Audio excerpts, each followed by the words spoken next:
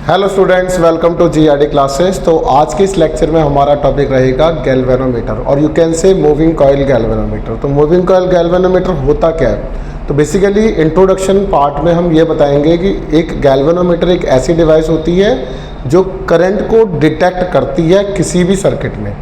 तो अगर हमने लेट अस सपोज एक एक्सपेरिमेंट किया और उसमें गैल्वेनोमीटर हमने कनेक्ट किया, तो गैल्वेनोमीटर में जब तक इस तरीके से डिफ्लेक्शन आती रहेगी तो that means there is some current. तो मतलब करंट को वो डिटेक्ट कर रहा है कि पूरे सर्किट में वो करंट फ्लो कर रहा है।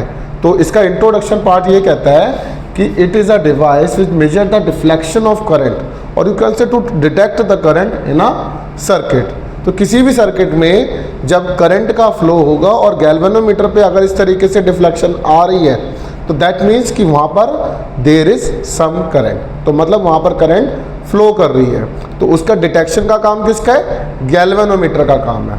अब इसका प्रिंसिपल, जैसा कि लास्ट लेक्चर में हमने टॉर्क निकाला था दैट इज बिना साइन थीटा, तो उसके बेस्ड हमने उसको उस फॉर्मूले को यहाँ पर यूज़ किया है। तो कहता है कि जैसे ही एक करंट कैरिंग कॉइल होगी हमारे पास जिसके अंदर हम करंट को फ्लो कराएंगे और उस करंट के फ्लो कराने से उसके अंदर टॉर्क एक्सपीरियंस होगा। एंड ये जो टॉर्क एक्सपीरियंस होगा वो कितना होगा? ये उतना ही होगा जितना हमने इसका प्रूफ किया था, that is torque equals to B I N A sine theta. तो कहता है a current carrying coil placed in a magnetic field it experiences a current dependent torque. जितने अमाउंट का करंट फ्लो होगा उतने अमाउंट की हमें टॉर्क मिलेगी which tends to rotate the coil, जिसके कारण कॉइल टर्न करेगी और प्रोड्यूस करेगी एंगुलर डिफ्लेक्शन। अब हम इसका कंस्ट्रक्शन पार्ट करते हैं, फिर उसके बाद हम इसकी वर्किंग के बारे में डिस्कशन करेंगे। ये है एक मूविंग कॉइल गैल्वेनोमीटर का व्यू जिसके अंदर हमारे पास ये एक सिलेंड्रिकल पार्ट है और ये जो सिलेंड्रिकल पार्ट है इसको बोला जाता है soft iron core. Soft iron core क्या होता है? सॉफ्ट आयरन कोर को बोला जाता है that is ferromagnetic material. Ferromagnetic material is one of the strongest magnetic material having high permeability, high that is you can से परमेबिलिटी, ससेप्टिबिलिटी इसकी बहुत ज़्यादा हाई होती है, रिलेटिव परमेबिलिटी की वैल्यू बहुत हाई होती है, बहुत स्ट्रॉन्ग मैग्नेटिक फील्ड बनाता है ये। तो जैसे ही ये कॉनकेव शेप्ड की मैग्नेट्स रखी हुई हैं, इस तरीके की शेप को कॉनकेव शेप्ड मैग्नेट्स बोला गया है। तो जैसे ही ये इस तरीके से मैग्नेटिक फील्ड लाइंस यहाँ पर जाती हैं तो ये इनका जो शेप होता है टॉप व्यू के अकॉर्डिंग वो रेडियल होता है। कैसा होता है बच्चों? रेडियल। वो भी मैं आपको ड्रॉ करके दिखाता हूँ। अगर मैं इसका टॉप व्यू बनाऊँगा तो ये मेरे पास एक सर्कल पार्ट है सॉफ्ट आयरन कोर का, ये मेरे पास इस तरीके से नॉर्थ मैग्नेट हो गई, ये वाली साउथ हो गई। तो ये इस तरीके से 90 डिग्री पर स्ट्राइक करते हैं और जब ये बाहर निकलती हैं तो ये इस तरीके से निकलती हैं। ठीक है बच्चों? तो ये ऐसे जाएगा, ऐसे 90 डिग्री। तो ये बता रहे हैं कि ये 90 डिग्री पर रेडियल मैग्नेटिक फील्ड लाइंस को बना रही हैं। क्लियर बच्चों? अच्छा, तो ये जो 90 डिग्री है जिसके कारण टॉर्क जो होता था बिना साइन थीटा होता था, अब यहाँ पर हो जाएगा बिना साइन 90, यू कैन से बिना। बी मतलब मैग्नेटिक फील्ड, आई मतलब करंट, एन मतलब नंबर ऑफ टर्न्स, ए मतलब area of cross section. This is my equation 1। कहता है the coil is symmetrically placed between the two concave shaped horseshoe magnets. This makes the lines of force pointed along the radii of circle, such a magnetic field is called radial magnetic field। तो ये radial magnetic field के बारे में इन्होंने बताया है। अब इसकी हाई परमेबिलिटी है किसकी? इस सॉफ्ट आयरन कोर की। इंटेंसिफाइज द मैग्नेटिक फील्ड, तो ये यहाँ पर इनकी इंटेंसिटी जो है वो कैसा बता रहा है? मैग्नेटिक फील्ड को बता रहा है इनकी intensity. Hence increase the sensitivity of galvanometer. हल्के से अमाउंट का करंट भेजने पर भी ये डिफ्लेक्शन को शो कर रहा है। तो there is some deflection, this is called angular deflection phi. तो ये इस तरीके से रोटेट करती रहेगी। दिस इज आवर स्केल और यहाँ पर मैंने इस तरीके से टर्मिनल दिखा दिए, यहाँ पर एक हेयर स्पिन लगा दिया। अब जैसे ही मैग्नेटिक फील्ड लाइंस को टच करेंगे तो ये अपनी पोजीशन से ऐसे होगा, ठीक है, ऐसे होगा। अब इलास्टिसिटी नेचर के कारण ये जो हेयर स्प्रिंग है ये रीस्टोरिंग टॉर्क देगा। कितनी देगा बच्चों? Restoring torque. तो ध्यान दो, कहता है due to hair spring restoring torque due to its elastic nature, restoring torque by elastic nature, elasticity you can say। तो ये स्प्रिंग की खासियत होती है, तो क्या हो जाएगा? That is torque equals to K phi. के जो होता है वो टॉर्सनल कांस्टेंट है, फाई जो है हमारा एंगुलर डिफ्लेक्शन है। तो एक टॉर्क ये आ गया, एक टॉर्क ये आ गए। Using 1 and 2 we have K phi equals to BINA।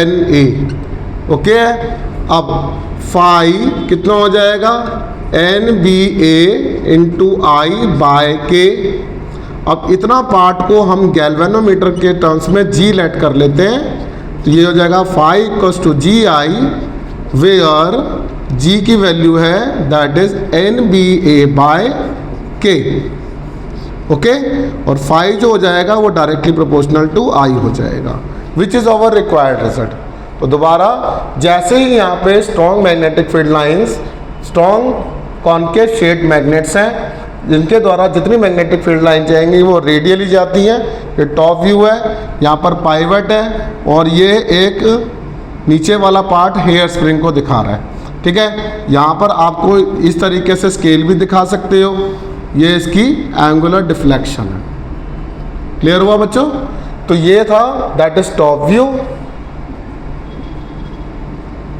ये है फ्रंट व्यू, ठीक है ना। ये गैल्वेनोमीटर का फ्रंट व्यू है। ये फॉस्फोरस ब्रॉन्ज मटेरियल का होता है which is a good conductor. तो यहाँ स्केल पर, यहाँ मिरर है, इस मिरर पे हमें डिफ्लेक्शन शो होती है। तो ये सारा पार्ट आपको पेपर में लिखना है।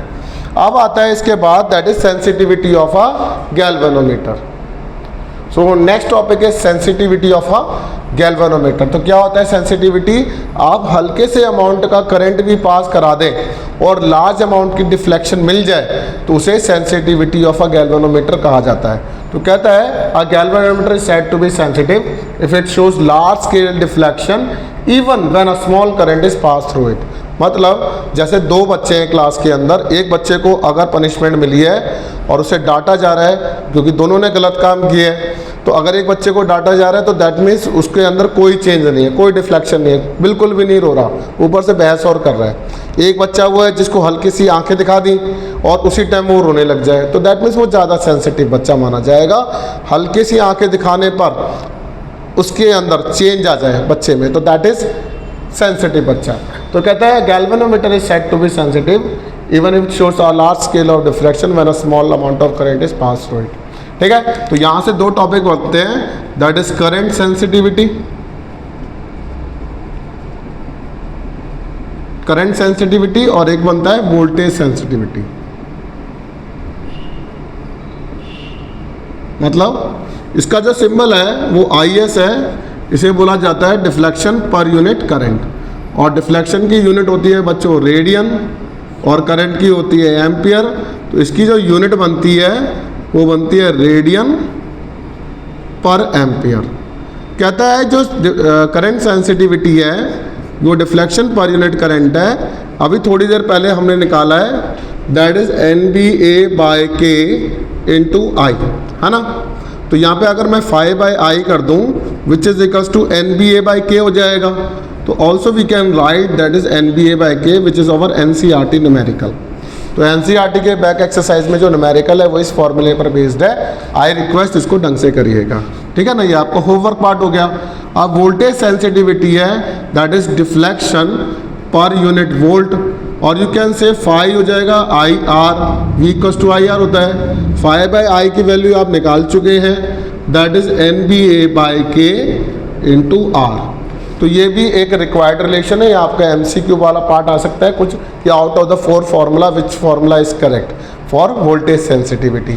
इसकी जो यूनिट बनेगी वो कौन सी यूनिट बनेगी? दैट इज रेडियन पर वोल्ट बनेगी। तो आई रिक्वेस्ट ये वाला पार्ट आपको ढंग से आना चाहिए।